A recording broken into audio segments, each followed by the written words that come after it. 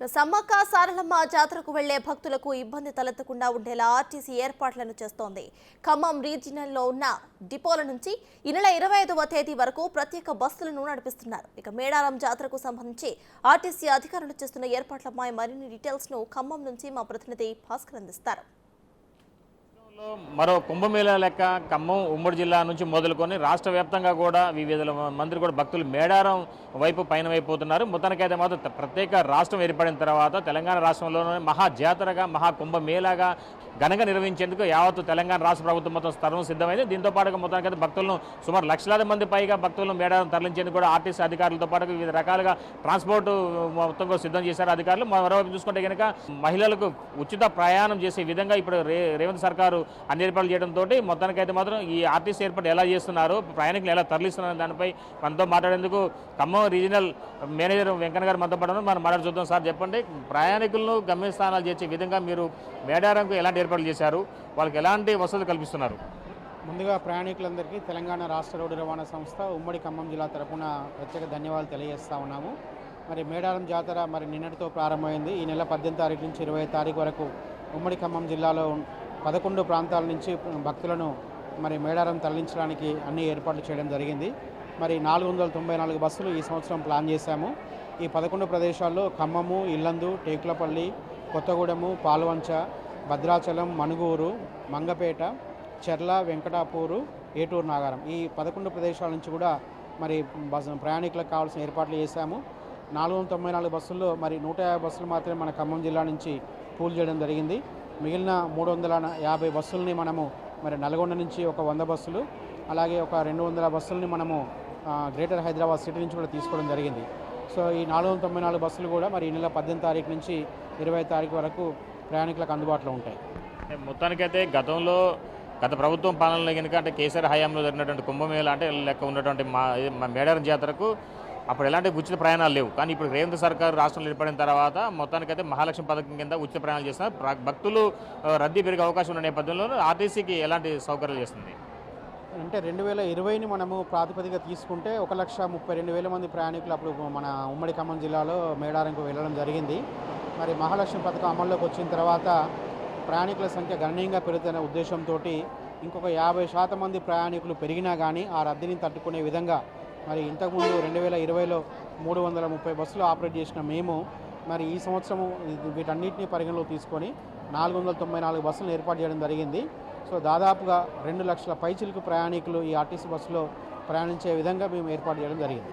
అయితే దీంతోపాటు ప్రతి ఒక్క ఇంటికి వనదేవతలకు సంబంధించిన తరంబరా అంటే ఏదైతే ప్రసాదాలు ఉన్నాయో అవన్నీ కూడా డోర్ టు డోర్ చేరవేసే విధంగా ఆర్టీసీ అధికారులకు ఆదేశించింది రేవంత్ సర్కార్. దీనిలో భాగంగా ఎలాంటి చర్యలు తీసుకుంటున్నారు?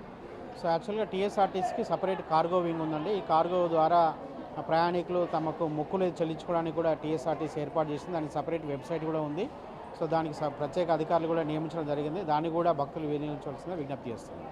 అంటే మరోవైపు చూసుకుంటే కనుక ఇప్పటికే అంటే మన తెలంగాణ రాష్ట్రంతో పాటుగా ఉన్నటువంటి కొన్ని జిల్లాలు ఏదైతే ఖమ్మంకి సరిహద్దు ప్రాంతం ఉన్నటువంటి ఆంధ్రప్రదేశ్ ఉంది, అది ఒక ఛత్తీస్గఢ్ ఉంది, ఆ ప్రాంతం నుంచి కూడా భక్తులు ఎక్కువగా రానున్న నేపథ్యం వాళ్ళ కోసం ప్రత్యేక ఏర్పాట్లు ఉంటాయా? యాక్చువల్గా మనకు ముఖ్యంగా భద్రాచలం నుంచి 55 బస్సులు ఆపరేట్ చేస్తున్నాం. సరిహద్దు డిపో అది, అక్కడి నుంచి కావాల్సిన బస్సులు ఏర్పాటు చేయడం జరిగింది. సో మన పాత ట్రెండ్స్ ప్రకారం చూస్తే మనకి ఎక్కువ మేడారం వెళ్ళే భక్తులు ముఖ్యంగా కొత్తగూడెం నుంచి, ఇల్లందు నుంచి ఎక్కువ ఉంటారు. కాబట్టి రెండు పాయింట్ల మీద కూడా మేము ఫోకస్ చేశాము. ఇల్లందు నుంచి 130 బస్సులు, కొత్తగూడెం టేకులపల్లి నుంచి దాదాపు 150 బస్సులు ఏర్పాటు చేయడం జరిగింది. ఈ 2 ప్రదేశాల్లో కూడా క్యూ రైలింగ్ సిస్టమ్ కూడా ఏర్పాటు చేశాము. జనరల్గా అయితే only Palle Velugu RTC bus వరకు మహాలక్ష్మి పథకానికి ఎలిజిబుల్ ఉంది. వీటికి ఏసీ సర్వీసులు కావచ్చు, అదేవిధంగా రాజధాని సర్వీసులు కానీ ఇంకా లగ్జరీలు కానీ ఇవి సర్వీసులు ఉన్నాయి, వీటికి ఎంత ఛార్జ్ చేస్తుంది? సో యాక్చువల్గా మేడారంకు మనము 2 రకాల బస్సులు మాత్రమే ఆపరేట్ చేస్తాము. ఒకటి పల్లె వెలుగు అండ్ ఎక్స్ప్రెస్ బస్సులు. దీంట్లో మహాలక్ష్మి ప్రయాణికులు వెళ్ళొచ్చు. సో మిగిలిన సర్వీసులు అయితే ఉన్నాయో రెగ్యులర్గా వెళ్ళే ప్రయాణికులకు మాత్రమే అందుబాటులో ఉంచాము. వాటిలో ఎటువంటి మార్పు లేదండి. కాబట్టి మేడారంకు వెళ్ళే వాళ్ళు ఓన్లీ పల్లె వెలుగు ఎక్స్ప్రెస్ బస్సులని వినియోగించుకుంటారు. అంటే జనరల్గా మరి కొంతమంది మగవారి వరకు అయితే మాత్రం అంటే ఉచిత ప్రయాణం లేదు కనుక వాళ్ళ వరకు ఎలాంటి సర్వీసులు ఏం లేవు, అంటే ఏసీ సర్వీసులు ఏం పెట్టలేదా? లేదండి, గతంలో మనం 2016, 18, 20లో కూడా చూస్తే పల్లె వెలుగు ఎక్స్ప్రెస్ బస్సులని ఆపరేట్ చేయడం జరిగింది. ఒకవేళ డిమాండ్ ఉంటే డీలక్స్ సూపర్ లగ్జరీ నడపడానికి కూడా ఏర్పాట్లు చేస్తాం. ఇప్పుడు ఓవరాల్గా ఇప్పుడు వాటికి ఛార్జ్ ఎంత ఉంటుంది అనేది కనీసం చెప్పగలుగుతారా? ఛార్జీలు అంటే దాంట్లో నార్మల్ ఛార్జెసే ఉంటాయి, ఎక్స్ట్రా ఛార్జ్ ఏముండదు. 2016, 18, 20లో ఏదైతే సాధారణ ఛార్జీలు వసూలు చేశామో అదే ఛార్జీలు కూడా మనం ఇప్పుడు వసూలు చేస్తూ ఉన్నాం. మరి ముఖ్యంగా ఇల్లందు నుంచి వెళ్ళే వాళ్ళకి మాత్రం గతంతో పోలిస్తే ఛార్జీలు గణనీయంగా తగ్గినాయి. ఎందుకంటే ఇల్లందు నుంచి ఇంతకుముందు మేడారం వెళ్ళాలంటే 400 రూపాయల ఛార్జీ ఉండేది. బస్సులన్నీ కూడా కొత్తగూడెము అలా మణుగూరు నుంచి వెళ్ళేవి. సో ఇప్పుడు అప్పుడు వెళ్ళినప్పుడు ఆ డిస్టెన్స్ వచ్చేసి 190 కిలోమీటర్లు ఉండేది. ఇప్పుడు ఇల్లందు నుంచి వెళ్ళే ప్రయాణికులందరూ కూడా గుండాల నుంచి వెళ్ళడానికి ఏర్పాట్లు చేస్తాం. ఆ రూట్ కూడా రోడ్డు కండిషన్ బాగుంది, రోడ్స్ ఇంప్రూవ్ అయినాయి. సో దానివల్ల ప్రయాణ ఛార్జీ కూడా 400 రూపాయల నుంచి 270కి తగ్గింది. ప్రయాణికుల యొక్క దూరం కూడా 190 కిలోమీటర్ల నుంచి 120 కిలోమీటర్లు తగ్గింది. ప్రయాణ సమయం ఇంతకుముందు 4 గంటలు 5 గంటలు పట్టేది, ఇప్పుడు 2.5 గంటల్లో వాళ్ళు జాతరకు వెళ్ళే అవకాశం ఉంది. సో మొత్తానికైతే మాత్రం మీ ఈ రద్దీని దృష్టిలో పెట్టుకుని ఏమైనా హెల్త్ క్యాంపులు అంటే ఏమైనా డిస్పెన్సరీలు అంటే ఏమైనా అరేంజ్ చేశారా? ఇప్పుడు ఇందాక చెప్పినట్టుగా 11 ప్రదేశాల నుంచి బస్సులు ఆపరేట్ చేస్తున్నాం. ఆ ప్రదేశాల్లో మరి district medical and health department సహాయ సహకారాలతోటి అక్కడ హెల్త్ వర్కర్స్ అలాగే ఒక అంబులెన్స్ కూడా అందుబాటులో పెడుతున్నాము. ముఖ్యంగా కన్సర్న్ మున్సిపాలిటీస్ లోకల్ స్పాన్సర్స్ ద్వారా మంచినీళ్ళ సౌకర్యము, అలాగే షామియానాలు టెంట్లు వేయడం జరిగింది, చలివేంద్రాలు కూడా పెట్టడం జరిగింది. ఎటువంటి ఇబ్బంది లేకుండా అలాగే పోలీస్ డిపార్ట్మెంట్ సహకారంతో సెక్యూరిటీ కూడా ఏర్పాటు చేశాము. ఆర్టీసీ సెక్యూరిటీ కూడా అందుబాటులో ఉంటుంది. ప్లస్ ఆ క్యాంపులో 24 గంటల పాటు మా సూపర్వైజర్లు అధికారులు అందుబాటులో ఉంటారు.